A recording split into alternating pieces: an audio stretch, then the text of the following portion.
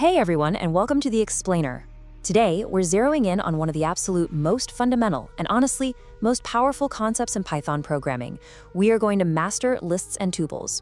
If you've ever felt completely overwhelmed trying to manage massive chunks of data in your code, or even if you're just kicking off your Python journey, you are in the exact right place.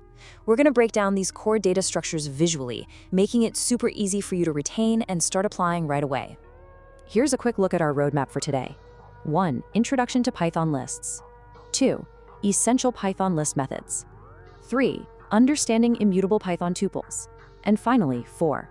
Applying logic through some actual practice problems. Let's dive right in. All right, kicking things off with Section 1, Introduction to Python lists. Okay, so imagine you're a teacher for a second. You've got a tiny class of, say, 5 students, and you need to store their grades. No big deal, right? You could just create separate variables. Marks 1 equals 94.4, marks 2 equals 87, and so on. But what happens when your class suddenly grows to 50 or, 100 students? Are you literally going to sit there and write 100 individual lines of code just for grades? I mean, tracking all those separate variables is a complete programming nightmare. Well, to solve that exact headache, Python gives us the list. A list is essentially a built-in data type that stores a set of values. You just enclose them all within square brackets and separate them with commas. So instead of 100 messy variables, you just create one variable called marks, open a bracket, and dump all your grades in there. If you've messed around with Java or C++ before, this is basically Python's equivalent of an array. But as you're about to see, it is way more versatile.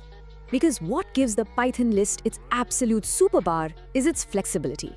In those stricter languages I just mentioned, an array usually forces you to store the exact same type of data, right? Like all integers or all strings. Not in Python. A Python list can store completely heterogeneous data types all at the exact same time.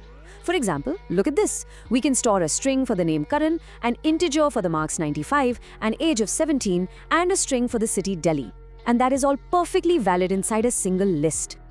Now here is where we need to talk about mutability. Let's use a bit of a metaphor here. Strings in Python, they're immutable. Think of them like an immortal entity. Once they are created, you cannot go in and change a character at a specific index. Lists, on the other hand, are mutable. They're like a mortal entity. They can be changed and updated. If our student legally changes his name, you don't need a whole new list. You just access index 0 and update Karan to Arjun. Python handles this mutation flawlessly, no errors whatsoever. Moving on to Section 2, Essential Python List Methods. First off, a quick reminder on slicing. Just like strings, lists have 0 indexed positions. This means you can pull out a specific sublist by using a starting index and an ending index separated by a colon. But remember, and this trips people up all the time, the ending index is never actually included in the final output. Also, if you leave the start blank, it just defaults to the very beginning. Leave the end blank, it goes all the way to the end. Oh, and yes, negative indexing, where -1 grabs the very last item, is fully supported here too. Okay, here's your essential tool set. These are your list methods. Append is super common. It just tacks a new element onto the very end of your list. Sort arranges elements in ascending order or descending if you pass in reverse equals true. Reverse does exactly what it says. It flips the list backwards. Need to put something in a specific spot? Insert pushes a new value into an exact index. Remove deletes the first occurrence of a specific value, while pop deletes whatever is sitting at a specific index. Now listen closely to this part. These methods do not return a brand new list. They return none and directly mutate your original list. All right, Section 3, Understanding Immutable Python Tuples. So a tuple is a built-in Python data type that honestly looks remarkably similar to a list, but instead of square brackets, it uses standard parentheses. The absolute biggest difference, though, is how it behaves. A tuple stores a set of values that absolutely unequivocally cannot be changed once they're created. It is strictly immutable, just like a string. Seriously, if you try to treat a tuple like a list and change a value at a certain index, Python is going to stop you right in your tracks. It throws a type error telling you straight up that a tuple object does not support item assignment. You can't add to it, you can't delete from it, and you certainly can't overwrite its elements. Once it's made, it is locked in place. Now here's a slightly weird, quirky rule you just have to memorize. If you want to create a tuple with only a single element, you actually must include a trailing comma.